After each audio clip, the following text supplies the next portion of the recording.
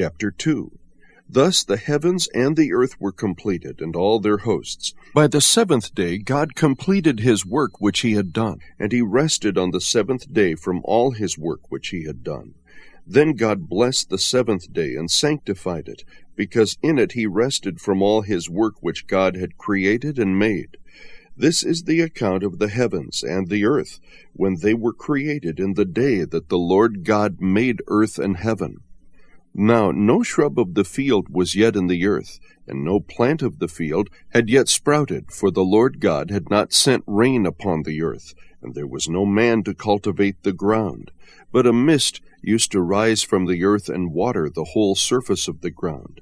Then the Lord God formed man of dust from the ground, and breathed into his nostrils the breath of life, and man became a living being. The Lord God planted a garden toward the east in Eden, and there he placed the man whom he had formed. Out of the ground the Lord God caused to grow every tree that is pleasing to the sight and good for food, the tree of life also in the midst of the garden, and the tree of the knowledge of good and evil. Now a river flowed out of Eden to water the garden, and from there it divided and became 4 rivers. The name of the first is Pishon. It flows around the whole land of Havilah, where there is gold. The gold of that land is good. Bellium and the onyx stone are there.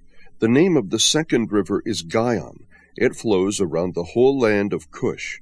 The name of the third river is Tigris. It flows east of Assyria.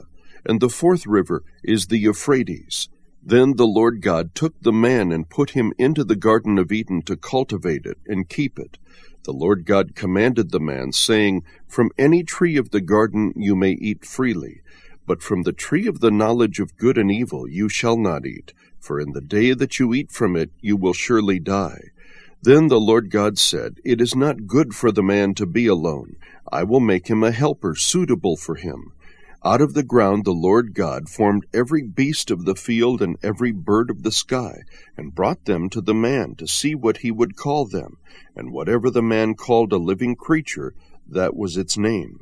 The man gave names to all the cattle, and to the birds of the sky, and to every beast of the field. But for Adam there was not found a helper suitable for him.